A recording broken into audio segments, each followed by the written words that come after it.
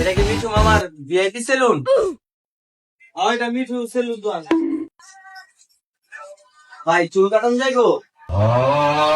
চুল কাটান serial medial আছে ভাই? বউ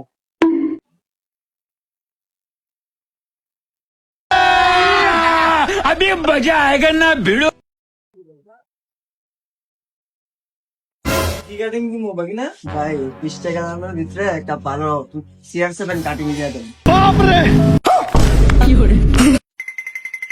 ভাই ওর 20 টাকা দাইছো তুই চুল কাটতে না? ভাই করো এদিকে